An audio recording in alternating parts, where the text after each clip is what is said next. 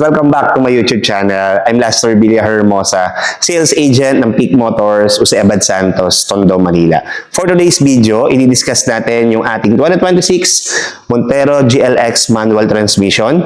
So yung SRP, then yung promo, then yung ating exclusive freebies na worth of 40,000 na exclusive freebies or free upgrade to Black Series looks. So guys, tara samahan nyo akong panoorin itong video na to, then tapusin nyo para at least may idea kayo bago kayo kumuha ng sasakyan. Unahin natin sa harap. Ang Montero GLX manual, macho at solid tingnan, may halogen headlights at daytime running lights, practical at stylish pa rin, classic SUV, hindi ka mapapahiya sa kalsada. Sa side naman, makikita ang 18-inch alloy wheels at maayos na ground clearance. Perfect sa city at provincial roads, body design, rugged at timeless pa rin. Hindi nawawala yung SUV feel. Sa ilalim naman ng ating hood, makikita natin ang kanyang engine na may 2.4 liter turbo diesel engine ito. Nagbibigay ng 179 horsepower at 400 Newton torque. Solid para sa manual driving. Paired ito sa 6-speed manual transmission. Kaya kontrolado mo talaga ang drive mo lalo na sa out-of-town trips. Diesel engine pa kaya tipid din sa fuel. Bagay sa mga mahahabang biyahe.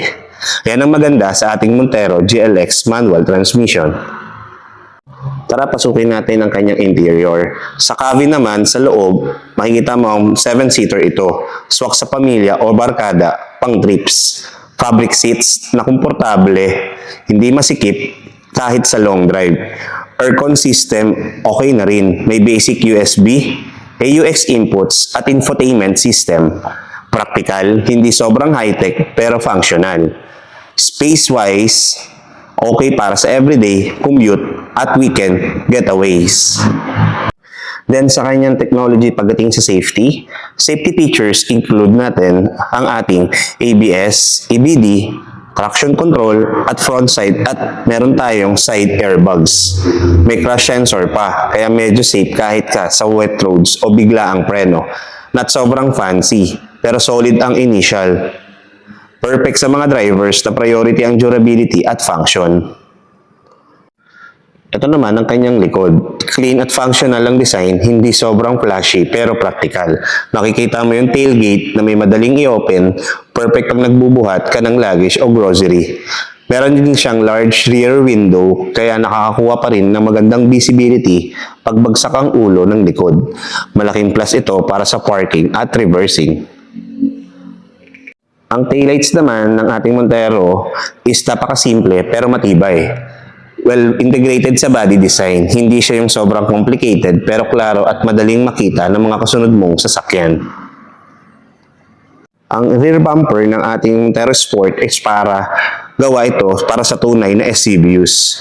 May step-like surface para sa madaling umakyat pag naglo-load ka ng mga mabigat na gamit sa likod. Malaking tulong ito sa mga road trips at camping gear.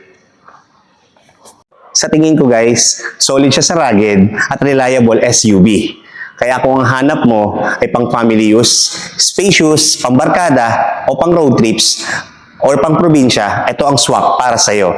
Ang ating 2026 Montero GLX manual transmission. So kaya ikaw guys, kung hindi ka man nakasubscribe sa aking YouTube channel, please like, share, and subscribe my YouTube channel, Lester Villahermosa. So, painihintay mo, tawag na sa numero na naka-flash sa inyong screen. So, yun lang guys. See you on my next video. Bye!